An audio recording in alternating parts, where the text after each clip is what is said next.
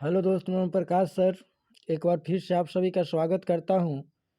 आज हम लोग भारतीय इतिहास के बारे में पढ़ेंगे।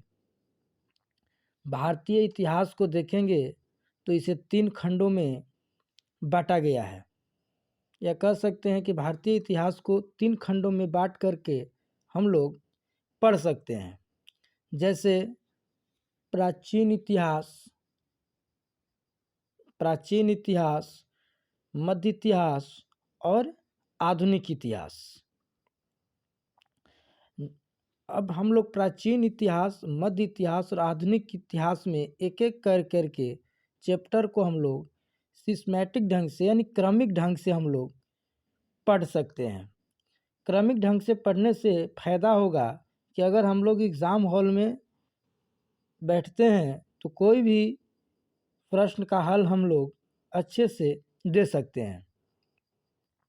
जैसे प्राचीन इतिहास में हम लोग देखेंगे कि इसमें पाषाण काल, उसके बाद सिंधु घाटी सभ्यता, उसके बाद वैदिक काल, उसके बाद महाजनपद काल जो 6ठी BC में आया था, उसके बाद धार्मिक आंदोलन, मौर्य काल, मर्योत्तर काल, गुप्त काल, उसके बाद गुप्तोत्तर काल, पूर्व मध्य काल, फिर उसके बाद हम लोग आएंगे तो राजपूतों का काल, दक्षिण भारत का इतिहास हम लोग पढ़ेंगे।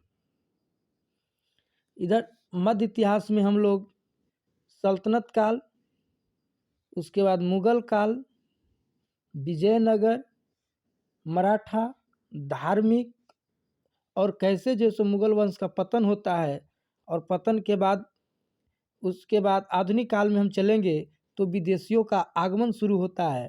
तो वहाँ से फिर आधुनिक काल में हम लोग पढ़ेंगे विदेशियों का आगमन, कि कैसे भारत में विदेशियों का आगमन होता है और साम्राज्य स्थापना, यानी कैसे भारत में आकर के अपना साम्राज्य स्थापना करते हैं, अपना पैर पसारते हैं। उसके बाद आर्थिक शोषण, जो भारतीयों पर आर्थिक शोषण करने का काम करते हैं, उसके बारे में हम लोग पढ़ेंगे कि अंग्रेज़ जब भारत में जब आगमन होता है तो उसके बाद कैसे अपना साम्राज्य स्थापित करते हैं, उसके बाद कैसे भारतीयों पर आर्थिक शोषण करते हैं, यहाँ की धन को कैसे लूट करके अपने यहाँ ले जाते हैं। उसके बाद सामाजिक धार्मिक आंदोलन, उसके बाद 1857 की क्रांति, उसके बाद स्वतंत्रता का संघर्ष।